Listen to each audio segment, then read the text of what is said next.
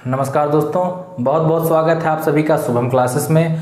दोस्तों, पिछले video session में हम लोगों ने स्टार्ट किया था आपका इनऑर्गेनिक केमिस्ट्री यानी कि अकार्बनिक रसायन, और उसका पहला चैप्टर हम लोगों ने स्टार्ट किया था, जनरल इंट्रोडक्शन पढ़ा था किसका, पी ब्लॉक एलिमेंट्स का। तो हमने आपको बताया था कि वर्ग 13 से लेकर के वर्ग 18 तक के तत्वों को आप लोग किस में इंक्लूड करते हैं, पी ब्लॉक एलिमेंट्स में इंक्लूड करते हैं, जिसमें हम लोगों ने स्टार्ट किया था 15वें वर्ग के तत्व का नाम, जहां पे हम लोगों ने पढ़ा था नपस सब्बी। क्या पढ़ा था? नपस सब बी। ठीक, हम लोगों ने यह पढ़ा था। यहां पे क्या था? ना मतलब नाइट्रोजन, प मतलब फास्फोरस, नपस अस मतलब आर्सेनिक, एस बी मतलब एंटीमनी, बी मतलब बिस्मथ, और इसके अलावा मास्कोवियम भी हमने पढ़ा था। ठीक है, मास्कोवियम हम लोगों ने यहाँ पर इसका जो है एटॉमिक नंबर लिखा था, सॉरी 1533, इसका हमने लिखा था 51, 83, 115, ये हमने लिखा था। हमने आप लोगों से कहा था कि इसका इलेक्ट्रॉनिक कॉन्फ़िगरेशन कर लीजिएगा। ठीक है, हमने आपसे क्या कहा था? इसका इलेक्ट्रॉनिक कॉन्फ़िगरेशन कर लीजिएगा। तो कुछ दोस्तों ने जो है एक ट्रिक हमने आपको ये बताई थी, याद ही है? अच्छा, कुछ दोस्तों ने बहुत ही सही कमेंट किया था, ठीक है, बिल्कुल सही आंसर दिया था, लेकिन शिवम चौहान, ठीक है, और कुछ एक बच्चों ने क्या किया था, उसको थोड़ा सा जो है गलत कर दे रहे थे बार बार। और कुछ एक बच्चों ने यह भी कहा था कि सर एक बार फिर से आप इलेक्ट्रॉनिक कॉन्फ़िगरेशन निकालना बता दीजिए। तो चलिए एक बार मैं आज आपको फिर से एक ट्रिक बता देता हूं, जिसके माध्यम से आप लोग इलेक्ट्रॉनिक कॉन्फ़िगरेशन को आसानी के साथ निकाल सकते हैं। ठीक है, जैसे आप लोग क्या करिए, SPDF को पहले S लिख लीजिए। ठीक, दूसरे लाइन में आप S के अलावा एक और बढ़ा दीजिए तो क्या आएगा? P आ जाएगा। तीसरे लाइन में आप क्या करिए, S P के अलावा एक और बढ़ा दीजिए तो आपका क्या आ जाएगा? D आ जाएगा। चौथे लाइन में क्या करिए, S P D के अलावा एक और बढ़ा दीजिए तो क्या आ जाएगा? F आ जाएगा। अभी तक आप देखिए, पहले यहाँ 1 था, यहाँ 2, यहाँ 3, यहाँ 4। ठीक है, आप SPDF के क्रम में बढ़ रहे थे। अब क्या करिए, अब घटिए यहाँ से। तो एक बार क्या करते हैं, जब हम लोग टॉप पे पहुँच जाते हैं तो टॉप से ही तो वापस लौटना चालू करेंगे। यहाँ टॉप पे पहुँचे, अब लौटना चालू करेंगे, मतलब टॉप पर 2 बार आपका 4 बार 2 रहेगा, 4 जो है 2 बार रहेगा। अब देखिए यहाँ से SPD, यहाँ आपकी बार S, और इसके बाद ये आपका P, और लास्ट में क्या है? S। ये आपका हो गया। इतना आपको समझ में आया? अब क्या करिए, नंबरिंग कर लिए। तो जो पहले रो में है उसको आगे 1 लिख लीजिए, दूसरे वाले में 2, तीसरे वाले में 3, चौथे वाले में 4, पाँचवें वाले में 5, छठे वाले में 6, सातवें वाले में 7, और आठवें वाले में 8। इसी तरीके से जो दूसरे रो में है उसके सामने 2 लिख लीजिए, जो तीसरे रो में जितने भी हैं उनके सबके सामने 3 लिख लीजिए, चौथे रो में जितने हैं सबके सामने 4 लिख लीजिए। ठीक, पाँचवें रो में जितने हैं सबके सामने 5, 5, 5, यहाँ पर 6, 6, यहाँ पर 7, 7, और 8 वाले में अकेला 1। बात समझ में आई? उम्मीद करते इतना समझ में आया होगा आप लोगों को। अब क्या करिए, इसको कट करिए। कट कैसे करेंगे? कट ऐसे करना है कि पहले वाले को अकेले कट करेंगे एक बार, और दूसरे फिर इसके बाद फिर दोबारा भी अकेले ही कट करेंगे। मतलब पहले एक को अकेले अकेले कट किया जाएगा, ठीक, पहले और दूसरे चक्कर में। अब जब तीसरी और चौथी बार कट करेंगे तो 2 को कट करेंगे। यहाँ से 2 किया, ये 2 कर दिया आपने। अब जब 5वीं और छठी बार करेंगे तो 3 को कट करेंगे। ठीक है, देखिए ध्यान से देखिए, कोई छूटने ना पाए, इतना ध्यान रखिएगा, कोई छूटने ना पाए। ठीक, अब देखिए आपने 3 कर दिया। अब 7वें और 8वें में क्या करिए, 4 को एक साथ कट करिए। ये आपका हो गया, आपका 4 का कट हो गया। अब आपको इलेक्ट्रॉन की एंट्री कराना है इनमें। जब इलेक्ट्रॉन की एंट्री कराएंगे भैया, तो यहाँ से इलेक्ट्रॉनों की आप एंट्री कराएंगे। ठीक है, मतलब यहाँ से आप इलेक्ट्रॉन की एंट्री करा रहे हैं। इलेक्ट्रॉन यहाँ एंटर हुआ, फर्स्ट S में गया। अब जितना इलेक्ट्रॉन जा सकता था, तो देखिए S में अधिकतम 2 जा सकता है, P में अधिकतम, P सब सेल में कितना 6 डी में 10 और एफ में कितना मैक्सिमम जा सकता है, 14 इलेक्ट्रॉन जा सकता है। ठीक है, S subshell, first S subshell में कितना गया, 2 गया। सेकेंड एस में इसके, अब यहाँ क्या करेगा, यहाँ बीच से फिर जो इलेक्ट्रॉन कहाँ हो जाएगा, वापस आएगा और यहाँ से फिर से एंट्री करेगा। अब यहाँ भी 2 जा सकता है अधिकतम, क्योंकि एस ही है। अब यहाँ से जब फिर निकलेगा तो फिर बीच से वापस हो जाएगा और फिर इसके बाद इस एरो से इंटर करेगा, फिर 2p में जाएगा, 2p से निकल करके फिर कहाँ जाएगा, 3s में, 3s से निकलने के बाद फिर कहाँ जाएगा, 3p में। अब 3p से निकलेगा तो 4s में, 4s से निकलेगा तो 3d में जाएगा, d में अधिकतम 10 जा सकता है। 3d के बाद 4p में, 4p के बाद 5s में, 5s के बाद यहाँ से निकलेगा, बीच से फिर इधर जाएगा और यहाँ से फिर से इंटर करेगा। अब 4d में, 4d के बाद 5p में, 5p के बाद 6s में, 6s से निकलेगा तो फिर यहाँ से फिर से बीच से वापस जाएगा, ये वापस गया और 4f में आ गया। 4f के बाद कहाँ आएगा, 5d में आएगा, 5d के बाद कहाँ आएगा, 6p में आएगा, 6p के बाद कहाँ आएगा, 7s में आएगा। 7s से फिर जब निकलेगा फिर यहाँ बीच से होता हुआ ये वापस जाएगा और फिर यहीं से एंट्री करेगा। ठीक है, अब यहाँ से एंट्री करेगा तो पहले 5f में, फिर 6d में, फिर 7p में, फिर 8s में और यहाँ पे पहुँचने के बाद क्या हो जाएगा, ये जो है एंट्री बंद कर देगा। तो आइए हम लोग, क्या हो गया, ऊर्जा के बढ़ते हुए स्तर में ये जो है हमारा इलेक्ट्रॉन एक कोष से दूसरे कोष में प्रवेश कर रहा है। ठीक है, आइए हम लोग क्या करते हैं, इसको जो है एक ऊर्जा के बढ़ते हुए क्रम में लिख लेते हैं। किस प्रकार से लिखते हैं, आइए देख लेते हैं। देखिए, बहुत ध्यान देने वाली चीज है। ठीक है, यहाँ पर क्या करना है, हमें ऊर्जा के बढ़ते हुए क्रम में लिखना है। कहीं कहीं पर आप देखते हैं बुक में लिखा गया रहता है कोषों के बढ़ते हुए क्रम में। ठीक है, किसके क्रम में, कोषों के बढ़ते हुए क्रम में। चलिए, अभी आप देख रहे थे कि यहाँ सबसे पहले किस में गया था, 1s में, तो यहाँ लिख दीजिए आप जो है 1s सबसे पहले यहाँ जाएगा। इसके बाद निकल करके कहाँ गया था, 2s में, 2s के बाद 2p में, 2p के बाद 3s में, 3s के बाद 3p में, 3p आ गया आपका। 3p के बाद फिर कहाँ गया था, 4s में आ गया था, 4s कर दीजिए। 4s के बाद कहाँ गया था, 3d में आया था, 3d कर दीजिए। 3d के बाद 4p में आया था, 4p कर दीजिए। 4p के बाद कहाँ था, 5s में, तो 5s कर दीजिए। 5s के बाद कहाँ आया था, 4d में, तो कर दीजिए 4d। 4d के बाद फिर कहाँ से गया था, 4d के बाद कहाँ गया, 4d, ये है आपका 4d। 4d के बाद 5p में, तो 5p कर दीजिए। अब यही प्रोसेस फिर स्टार्ट, मतलब उसी के आगे कंटिन्यू कर दीजिए। ठीक है, 5p आपने यहाँ लिखा है, 5p के बाद 6s में, तो आइए देखते हैं 6s। 6s के बाद कहाँ जाएगा, ये है जो है 4f में, फिर 5d में, तो 4f हो गया, 5d हो गया। 5d के बाद 4f के बाद 5d, 5d के बाद 6p, 7s, तो 6p इसके बाद आपका कहाँ जाएगा, 7s में जाएगा। 7s के बाद 5f, 6d, 5f फिर 6d, इसके बाद आपका 7p और 8s, तो यहाँ कर दीजिए 7p और इसके बाद अंत में कहाँ जाएगा, 8s वाले कोष में जाएगा। तो ये आपके ऊर्जा का बढ़ता हुआ क्रम हो गया। मतलब सबसे पहले यहाँ पे इलेक्ट्रॉन, फिर इसके बाद यहाँ पे, फिर यहाँ पे, फिर यहाँ पे, ये जो है तो सबसे पहले इलेक्ट्रॉन कहाँ, 1s में प्रवेश करेगा और जो सबसे लास्ट में इलेक्ट्रॉन कहाँ प्रवेश करेगा, 8s वाले में करेगा।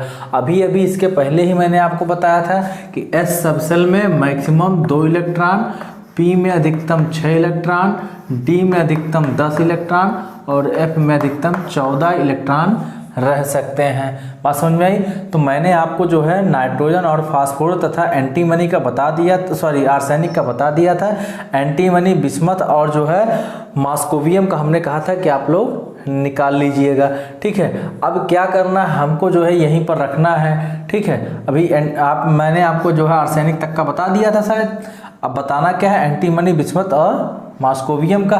तो आइए देख लेते हैं। एंटीमनी का क्या है, 51 है। तो इसमें क्या करना है आपको, देखिए यहाँ रखते चले जाइए, 1s2 2s2 2p6 3s2 3p6 4s2 3d10। ठीक, 3d10 आ गया तो कितना आ गया यहाँ पे, 3d10 तक आप पहुँच गए। 2 2 4 6 10 2 12 6 18 2 20 10 30 तक पहुँच गए। 3d के बाद 4p कितना जाएगा, 6, तो 4p 6 मतलब 30 के बाद 6 36 हो गया। 5s2 इसके बाद 4d10। अभी 36 2 38 10 48 सॉरी 48 4 52। ठीक है, ये आपका हो जाएगा 5, ये आपका 30 था, 6 36 2 38 और डी में आपका 10 38 10 48 का। अब देखिए 4d के बाद यहाँ पर क्या है आपका 5p है। 5p में अधिकतम आपका कितना जाएगा भाई, ये 48 हो गया है, आपको चाहिए कितना, 51 ही तो चाहिए, 51। इसका मतलब 5p में कितना जाएगा, 5p3। तो भाई 48 यहाँ तो 30 था, यहाँ 36 2 38 10 48 3 51। तो इसका मतलब इसका इलेक्ट्रॉनिक कॉन्फ़िगरेशन कितना हो गया, आपके जो एंटीमनी का इलेक्ट्रॉनिक कॉन्फ़िगरेशन ये वाला हो गया। ठीक है, बात समझ में आई। चलिए इसके आगे देखते हैं हम लोग।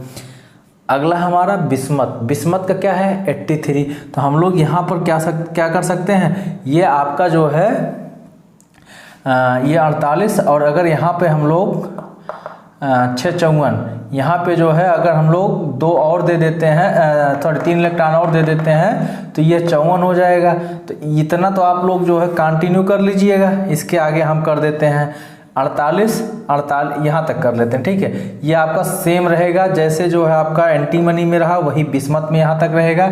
लेकिन बिस्मत में इसके आगे से जो है मतलब इसके पहले वाला सारा का सारा सेम रहेगा। sp3 जहाँ पे था यही हम इसके आगे से कंटिन्यू कर रहे हैं। यहाँ हो जाएगा 5p 6 48 6 54। ठीक, 5p6 के बाद अगला क्या है, 6s2 आएगा, 6s2 आ गया। 6s2 के बाद 4f14 आएगा। भाई क्योंकि हमने बता रखा है कि f में अधिकतम 14 इलेक्ट्रॉन जा सकते हैं, 4f14 आ गया। 4f14 के बाद क्या है, 5d है, तो 5d में कितना आ जाएगा, 10 आ जाएगा। भाई 48 यहाँ तक था, 6 54 2 56 4 60 10 70 और ये 10 80। अच्छा, आपको ले कितना जाना तक, कहाँ तक है, 83 तक। ठीक, 83 तक 80 यहाँ पे 5d पे कंप्लीट हो गया, 5d10 पे 80 कंप्लीट हो गया। अब अगला क्या है 6p, तो 6p में कितना जाएगा, 6p3। ठीक, 6p3 हमने आपको पहले ही बता रखा है कि इसका जो लास्ट वाला होगा, जो आपका 15वें वर्ग का इलेक्ट्रॉनिक विन्यास होता है वह होता है ns2np3 होता है। ठीक, अगर आपका जो है ns2 का मतलब क्या हो गया, np6 का मतलब n2 है, दोनों वैल्यू सेम रहेगी। तो यहाँ पर देखिए 6s2 है। ठीक, अगर 6s2 मतलब n का वैल्यू 6 हो गया तो भैया p वाले का भी n का वैल्यू 6 रहना चाहिए ना। तो यहाँ आप देख रहे हैं ns2np6 ns2np3 आ रहा है। बात समझ में आई। तो ये आपका बिस्मत का हो गया। ठीक है, इसी तरीके से आप लोग जो है यहाँ पर अब जो आपने लिखा है, ठीक है, 5d तक ये आपका 80 तक हो गया, 5d10 तक 80 हो गया। अब 80 के बाद 6p6 लिख लीजिए, 80 6 86 हो गया, 6p6। ठीक है, 86। अब ये 2 88 7s2 ये 88 हो गया। 7 के बाद अब आएगा आपका 5f में कितना आ जाएगा, 5f14 88 4 92 10 102 हो गया। ठीक, 102 के बाद 10 यहाँ आ जाएगा तो 100 कितना हो जाएगा, 6d। ठीक, 10 यहाँ हो गया तो अब कितना 102 था, अब 10 और 112 हो गया।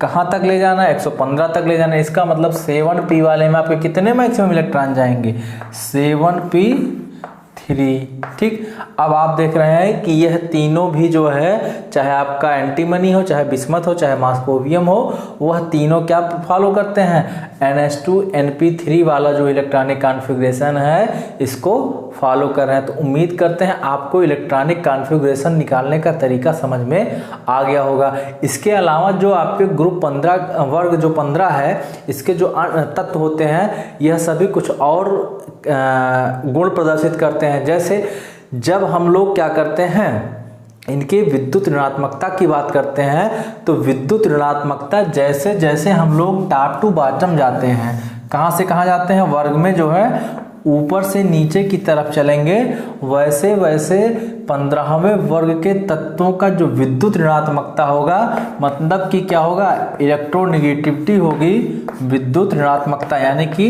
इलेक्ट्रोनेगेटिविटी, वह क्या करेगी, घटने लगती है। क्या करती है, विद्युत ऋणात्मकता घटने लगती है।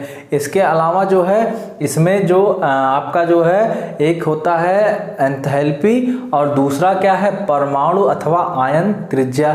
तो आइए हम लोग इसकी भी बात कर लेते हैं, जनरल जो है इसका परिचय कर लेते हैं थोड़ा सा कि आयनन विभव का क्या होगा, इसके अलावा एंथैल्पी, ठीक है, इसके अलावा जो आपका परमाणु आयन त्रिज्या का क्या होगा, और जो विभिन्न कैरेक्टर उसका क्या इफेक्ट पड़ेगा जब हम लोग टॉप टू बॉटम चलते हैं। ठीक है, तो क्योंकि आपने इलेक्ट्रॉनिक कॉन्फ़िगरेशन वगैरह देख ही लिया है, तो इसके बाद हम लोग स्टार्ट करेंगे आपका जो है अमोनिया डाइनाइट्रोजन जो आपको पढ़ना है, उसके निर्माण की विधि स्टार्ट करते हैं। ठीक है,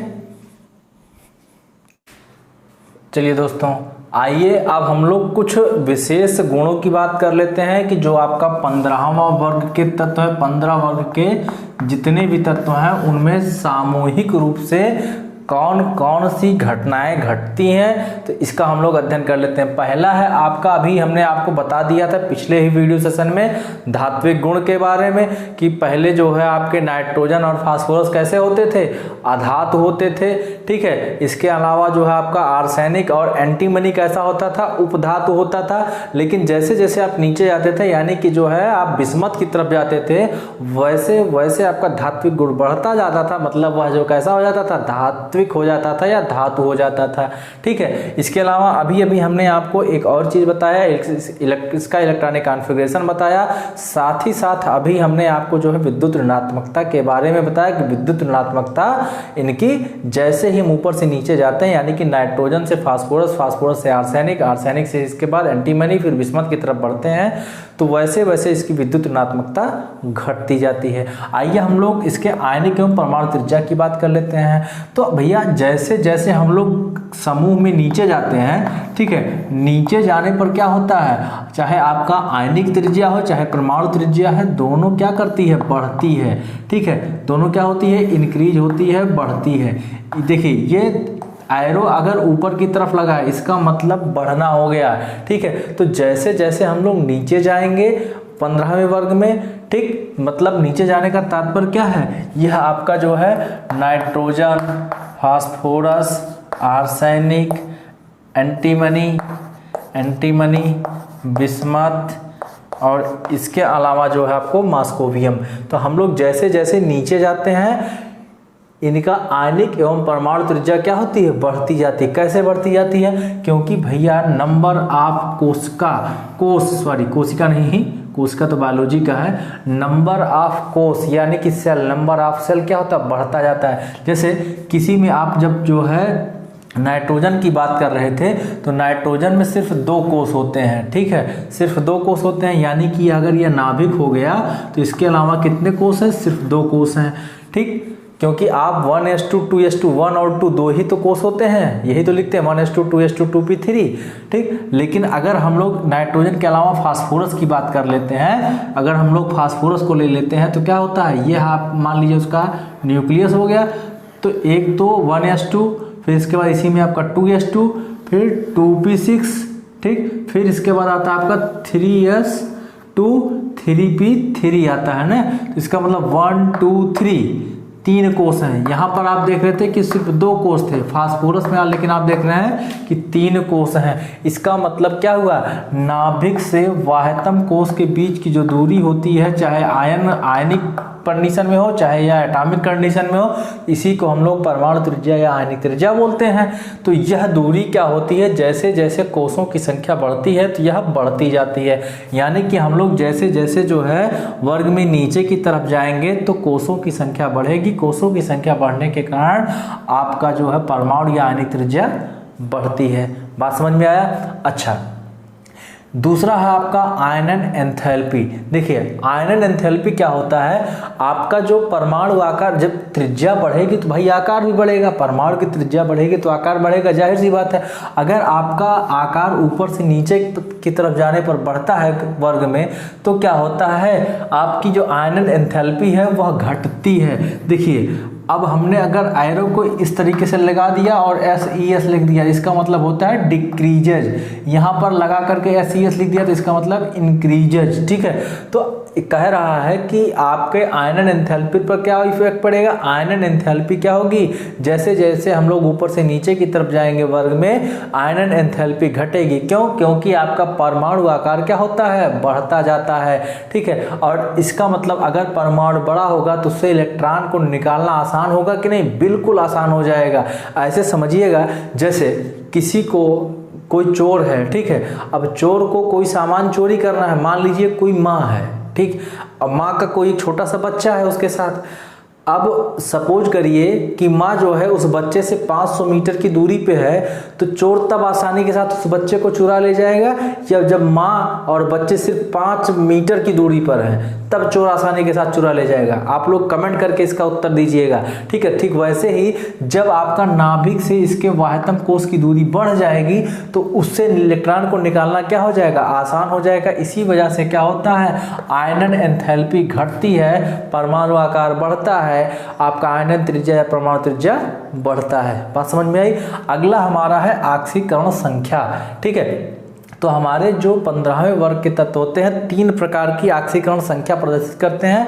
पहला है -3, दूसरा है +3 और तीसरा है +5। तो आपका जैसे जैसे हम लोग जो है ऊपर से नीचे की तरफ जाते हैं तो -3 और +5 आक्सीकरण शो करने की जो कैपेबिलिटी है यह घटती जाती है, जबकि +3 आक्सीकरण संख्या को प्रदर्शित करने की जो कैपेबिलिटी है वह क्या कर जाती है, बढ़ती जाती है। बात समझ में आई? तो कहने का मतलब यह है कि -3 और +5। अब देखिएगा, इसको याद करने का तरीका मैं बता रहा हूँ। देखिए सबसे कम और सबसे ज़्यादा, भाई -3 बड़ा कि +3 बड़ा, -3 छोटा है, +3 बड़ा है, और सबसे बड़ा कौन है, +5। भाई 3 और 5 में कौन बड़ा है, 5 बड़ा है। सबसे छोटा कौन है, -3 है। यानी कि सबसे छोटा और सबसे बड़ा दोनों की टेंडेंसी, जैसे ही हम वर्ग में ऊपर से नीचे की तरफ बढ़ेंगे तो यह टेंडेंसी क्या होगी, घट जाएगी। ठीक है, डिक्रीज हो जाएगी। लेकिन +3 आक्सीकरण स्टेट जो है यह शो करने की कैपेबिलिटी क्या हो जाएगी, बढ़ जाएगी। इसकी घट जाएगी, इसकी घट जाएगी, लेकिन +3 आक्सीकरण प्रदर्शित करने की जो कैपेबिलिटी होगी वह बढ़ जाएगी। बात समझ में? अच्छा, दूसरी चीज़ एक और है, +5 वाला जो ऑक्सीडेशन स्टेट होता है इसको जो है आपका नाइट्रोजन नहीं प्रदर्शित करता। क्यों? क्योंकि इसमें जो होता है जो डी कक्षक होता है, डी कोष होता है, डी उपकोष होता है, डी सबसेल, या डी सबसेल जो है उपस्थित नहीं रहता। मतलब डी कक्षक के अनुपस्थित रहने के कारण ये जो आपका नाइट्रोजन है वह +5 ऑक्सीकरण संख्या को प्रदर्शित नहीं करता, इस स्टेट को प्रदर्शित नहीं करता। बात समझ में आई? इसके अलावा जो भी आपके हैं फास्फोरस हो, चाहे एंटीमनी हो, बिस्मथ हो, या फिर आपका आर्सेनिक हो, सबके सब में जो क्या होंगे, डी ऑर्बिटल या वैकेंट डी ऑर्बिटल उपस्थित होते हैं, जिसके कारण से क्या करते हैं, +5 ऑक्सीकरण की संख्या को प्रदर्शित करते हैं। इसका मतलब 5 हाइड्रोजन के साथ यह क्रिया कर लेते हैं। आपने सुना होगा फास्फोरस पेंटाक्लोराइड, फास्फोरस ट्राइक्लोराइड, लेकिन कभी नाइट्रोजन पेंटाक्लोराइड नहीं सुना होगा। क्यों? क्योंकि इसमें रिक्त डी ऑर्बिटल नहीं उपस्थित होता। आपके एग्जाम में क्वेश्चन पूछा जाता है कि नाइट्रोजन जो है वह पेंटाक्लोराइड नहीं बनाता है या +5 की अवस्था प्रदर्शित नहीं करता है, जबकि फास्फोरस जो होता है वहीं पर क्या कर लेता है, यह जो है +5 ऑक्सीकरण संख्या या जो 5 का या पेंटाक्लोराइड है यह बनाता है। क्यों? तो आप लोग लिखिएगा, इस क्वेश्चन का उत्तर आप लोग नोट डाउन कर लीजिएगा, मैं बोल रहा हूँ आप लोग लिख लीजिएगा। फास्फोरस, चूंकि फास्फोरस में रिक्त d ऑर्बिटल या वैकेंट d ऑर्बिटल उपस्थित होने के कारण फास्फोरस पेंटाक्लोराइड अथवा +5 ऑक्सीकरण संख्या की स्थिति को प्रदर्शित करता है, जबकि नाइट्रोजन में D कक्षक उपस्थित न होने के कारण यह +5 ऑक्सीकरण संख्या या जो है पेंटाक्लोराइड कोई ऐसा तत्व नहीं बनाता। बात समझ में आई? तो यह आपका तीसरा भी हो गया ऑक्सीकरण संख्या वाला। अगला है आपका हाइड्रोजन के प्रति क्रियाशीलता। देखिए ये क्या बनाते हैं, हाइड्रोजन से क्रिया करके हाइड्राइड बनाते हैं। क्या बनाते हैं? हाइड्राइड बनाते हैं, हाइड्राइड। ठीक है, यानी कि जो है आपका जो भी एलिमेंट रहेगा, चाहे वो नाइट्रोजन हो, फास्फोरस हो, आर्सेनिक हो, एंटीमनी हो, बिस्मथ हो, यह सभी के सभी जो है पांचों तत्व यह हाइड्रोजन से क्रिया करते हैं और इसके बाद क्या बनाते हैं, उस पर्टिकुलर एलिमेंट का हाइड्राइड बनाते हैं। किस फॉर्म में रहता है यह जो है, जिसे मान लीजिए कि इस एलिमेंट को आप लोग जो है ए से डिनोट कर रहे हैं, पांचों एलिमेंट को आप ए से डिनोट कर रहे हैं, तो ए अगर यहाँ रहेगा तो इसके साथ साथ जो है H3 बनेगा। मतलब जो है जो भी आपका परमाणु होगा, जो भी आपका तत्व होगा, उस तत्व के साथ ये क्या बनाएंगे, हाइड्राइड बनाएंगे। AH3 की कंडीशन को प्रदर्शित करते हैं। तो क्या होता है कि जो इसमें अमोनिया होता है वह मृदु अपचायक होता है, जबकि जो अमोनिया का जो हाइड्राइड होगा वह क्या होगा, या अमोनिया का हाइड्राइड क्या मतलब अमोनिया ही होगा, नाइट्रोजन का हाइड्राइड, अथवा जिसे आप लोग क्या बोलते हैं, अमोनिया बोलते हैं। भाई नाइट्रोजन का हाइड्राइड का मतलब क्या हुआ, नाइट्रोजन, और ये H3, इसका मतलब ये क्या हो गया, अमोनिया हो गया। तो अमोनिया जो होता है वह मृदु अपचायक होता है, जबकि वहीं बिस्मथ का जो हाइड्राइड होगा, बिस्मथ का जो हाइड्राइड होगा वह क्या होगा, यह जो है कठोर अपचायक होता है। ठीक है, यह जटिल अपचायक होता है। इसका मतलब ये स्ट्रांग रिड्यूसिंग एजेंट है और ये जो है मृदु रिड्यूसिंग एजेंट है। ठीक, बात समझ में आई? तो चलिए, अच्छा इसमें क्या होता है, क्षारकता जो होती है जैसे जैसे हम नीचे की तरफ बढ़ते हैं वैसे वैसे घटती जाती है। मतलब सबसे ज़्यादा क्षारीय कौन होगा, आपका नाइट्रोजन का हाइड्राइड होगा। उससे कम क्षारीय कौन होगा, फास्फोरस का हाइड्राइड। उससे कम आपका आर्सेनिक का हाइड्राइड। उससे कम एंटीमनी का हाइड्राइड। उससे कम आपका ये जो है मास्कोवियम या मास्कोवियम को आप लोग कट कर दिए, बिस्मथ तक ही देखिए। ठीक है, तो बिस्मथ का हाइड्राइड सबसे कम क्षारीय होगा। ठीक है, तो आपको एक जो है यहाँ पर ये देखिएगा जो है क्षारकता का एक जो है घटता हुआ क्रम का एक यहाँ पर ये बॉक्स में लिखा गया है। आप लोग इसको नोट डाउन कर लीजिएगा, चाहे आप लोग इसका स्क्रीनशॉट ले लीजिए, मैं हट जा रहा हूँ। ठीक है, तो इस तरीके से आप लोग देख रहे हैं कि यह सारी जो है प्रक्रियाएँ चलती हैं 15वें ग्रुप में। ठीक, इसके अलावा क्या है कि आपका ऑक्सीजन वगैरह से क्रिया है, तो आइए हम लोग उसको अब जब तत्व स्टार्ट करते हैं तो वहाँ पे देखेंगे। थोड़ा बहुत आप लोग जो है बुक में भी देख लीजिएगा।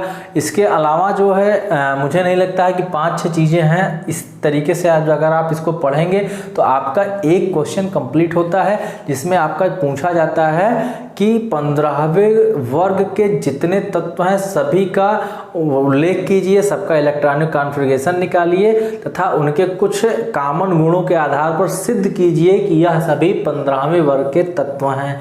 ठीक है, तो यह जो है आपका इस तरीके से आपका ये एक क्वेश्चन समाप्त होता है। अगला है आपका जो है डाई नाइट्रोजन का है, और इसके अलावा जो है आपका क्या है, अमोनिया है। तो आप लोग हम लोग नेक्स्ट वीडियो सेशन में जब पढ़ेंगे अमोनिया के निर्माण की विधि हैबर प्रोसेस से आप में लिखा गया है, आपके कोर्स में हैबर प्रोसेस वाला है, तो हैबर प्रोसेस से हम लोग देखेंगे किस प्रकार से अमोनिया का विरेचन किया जा सकता है और उसका उपयोग क्या क्या है। ठीक है, तो ये जो है हम लोग नेक्स्ट वीडियो सेशन में देखेंगे। ठीक, एक चीज़ और मैं कहना चाहता हूं दोस्तों, मैं अब एक चीज़ सोच रहा हूं कि नेक्स्ट जब भी मुझे टाइम मिले तो जितना मैंने चैप्टर आपका समाप्त कर दिया है उस चैप्टर से आपका जो है एक वीडियो बनाऊं, जिसमें आपको कम से कम 8 या 10 जो इम्पॉर्टेंट क्वेश्चन हैं, ठीक है, उस चैप्टर के 8 या 10 जो रिपीटेड क्वेश्चंस हैं उनको मैं सॉल्व कराऊं। ठीक है, तो धीरे धीरे ये प्रोसेस मैं सोच रहा हूं कि ये करने के लिए, क्योंकि जब आप लोग 8 या 10 क्वेश्चन उस पर्टिकुलर टॉपिक के पढ़ेंगे जो आप पढ़ चुके हैं ऑर्गेनिक केमिस्ट्री में, तो एक तो ये चीज़ आपका ये सिलेबस चलता रहेगा, जो आपने पढ़ा है वो रिवाइज होता रहेगा, नया वाला भी चलता रहेगा, साथ ही साथ दोनों काम चलते रहेंगे। ठीक है, तो चलिए हम लोग ये सब कर लेते हैं। एक और चीज़ दोस्तों, यदि आप 90% पाना चाहते हैं, ठीक है, और देखिए क्या है कि एक कहावत है, हिस्ट्री केमिस्ट्री बड़ी बेवफा है, रात भर चटो सवेरे सफ़ा है। ठीक, तो कहावत तो आप लोगों ने सुनी होगी।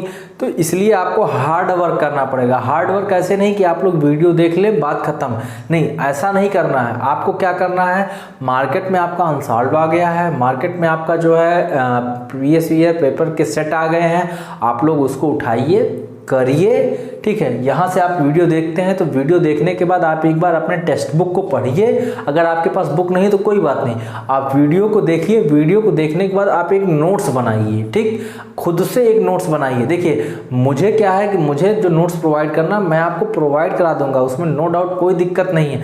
लेकिन क्या है ना, मैं मेहनत करूँगा, मैं लिखूंगा चीज़ों को, मुझे चीज़ें याद आएंगी दोबारा से, आपको नहीं याद आएंगी। ठीक, जब मैं भी पढ़ता था मुझे भी लगता था कि सर अगर नोट्स बनवा देते तो बड़ा अच्छा रहता, और सर बनवा भी देते थे। लेकिन क्या सर ने क्या किया, 1 या 2 लेक्चर के बाद हम लोगों को जो है नोट्स उन्होंने देना बंद कर दिया। उन्होंने कहा कि जब तुम खुद से पढ़ोगे, समझोगे और लिखोगे, तब चूंकि एक बार आपने पढ़ा, दोबारा आपने समझा और तिबारा आपने लिखते वक्त समझा। तो अगर 3 बार चीज़ें लिखते हैं और समझते हैं आप, तो क्या होता है, बड़ी आसानी के साथ चीज़ें याद हो जाती हैं। दूसरी चीज़, लिख करके आप जो है प्रैक्टिस किया करिए, क्वेश्चंस को किया करिए।